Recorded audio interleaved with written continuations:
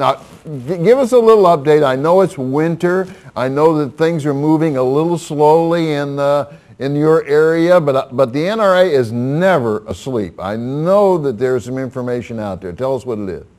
There is a lot of information. In fact, just this week we learned that the final language for the Transportation Appropriations Bill has been submitted, and included in that bill is the Wicker Amendment. And what that is, and we've talked about this before, but what the Wicker Amendment is an amendment that would allow firearms to be transported in checked baggage on Amtrak. Now, we've talked about this before. There has been a lot of back and forth. This is the second amendment that Roger Wicker has made to an appropriations bill. So this is our second attempt. It is included in the final language. Now, what will happen up to this point is that the final language will still need to go back through both chambers of Congress. We will absolutely be following that to find out what is going on and make sure that that language moves forward, and that bill in and of itself as a complete bill will be signed. And when we feel confident that that will happen, this is a great victory for gun owners. You know, we've been able to carry firearms and checked luggage on planes you know, for as long as that we can remember. However, since 9/11, Amtrak has had a prohibition on firearms. So now, within the year, we should be able to get that back going. Traveling gun owners who want to go on hunting trips using Amtrak or what have you, will be able to transport those firearms in checked baggage on Amtrak. This has been a long time coming. We're very happy. Almost a decade of prohibition. So this is great news, monumental for gun owners. Oh, okay, let me see if I completely understand this.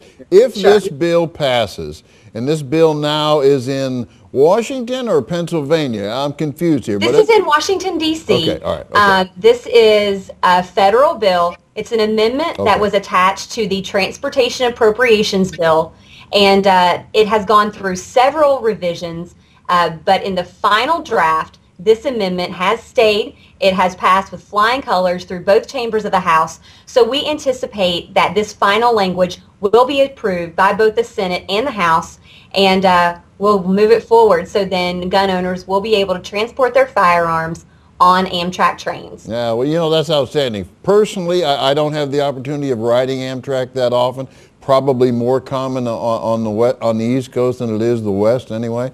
But it's a very pleasant way to travel, and I can't imagine why Amtrak would give any resistance to this, because it's only going to, I mean, I can see special hunting packages and winter packages, and I mean, there's no more, I mean, just traveling on the train, okay, with your pals, and you're going to a hunting location, and you get the dining car, the lounge car. I mean, this is perfect. So when this bill passes, I'm sure we're going to see a lot out of Amtrak, and you know, I might even jump on one of those myself.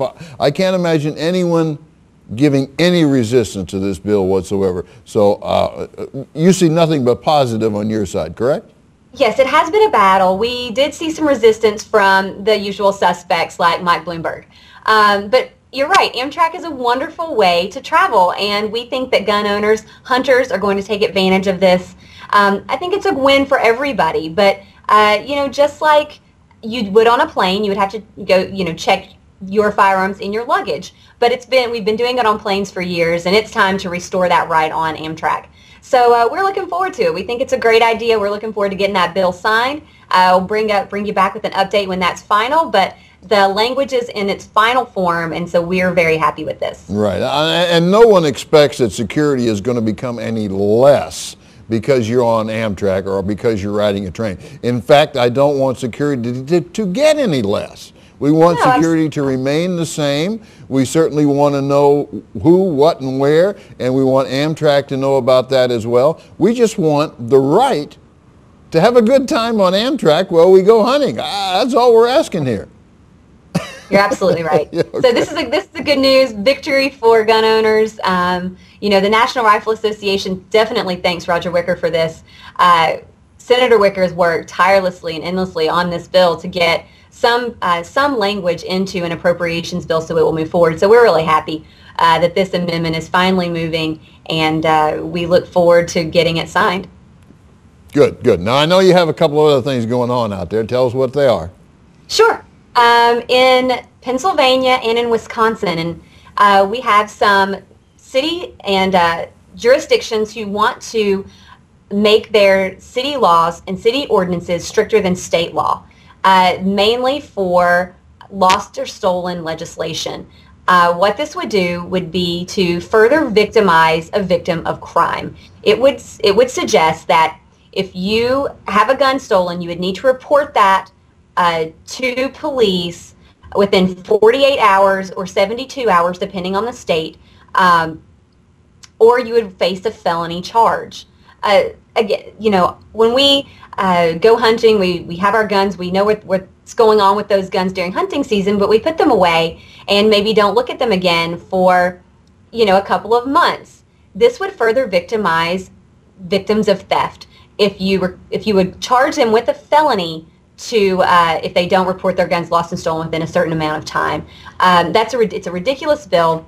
It will do nothing to reduce crime because gun owners, if they are victims of crime, automatically report it to police. Yeah. If you have your very expensive firearm stolen, obviously you're going to report that to police. There doesn't need to be a felony charge tacked on to something like that. Right. So this is something that the NRA has been battling in states all across the country, namely Pennsylvania, Wisconsin. We've seen it in New Jersey. We've seen it all over the country. And we want to make sure that these kinds of bills do not start popping up more often and more frequently.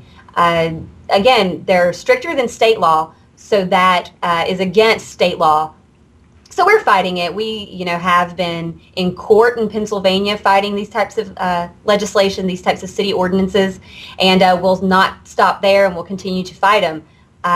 Again, this is something that further victimizes the victim. We're talking about law-abiding gun owners, and if they want to really curb gun crime, they need to put all of those resources toward law enforcement. And we think that this is just absolutely the wrong way to go about it. This is burdening law-abiding people and doing nothing to reach out to the criminal. You're absolutely right, Rachel. This is, again, one of those situations where the far left is under this belief that we all sit around with our guns in our lap 24/7. And in fact, we probably only use most of our weapons once or twice a year, certainly in a hunting situation. And we don't have our eyes on them 24/7. So to put something across like this that's going to punish us for not having a gun in our lap 24/7, that's kind of ridiculous, isn't it? I mean, it doesn't make sense. Absolutely ridiculous. And what this is doing is trying to criminalize gun owners.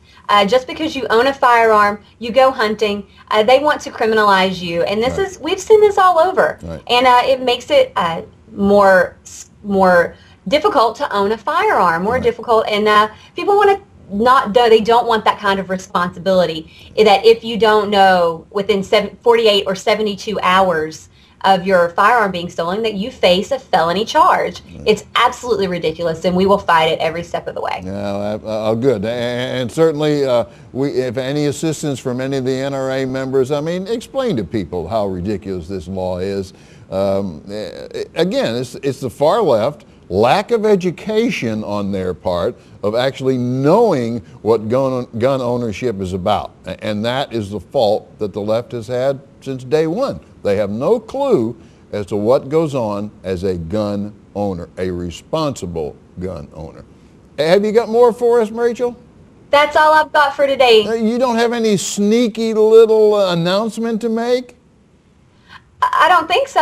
Remind me of what announcement I have to make. Okay, well, I had a producer tell me that possibly you were going to leak something out to us on this program. But okay, that's all right. That's all right. We'll save it for the next one, okay? All right, it sounds good. We'll save it for next time. See you again next week.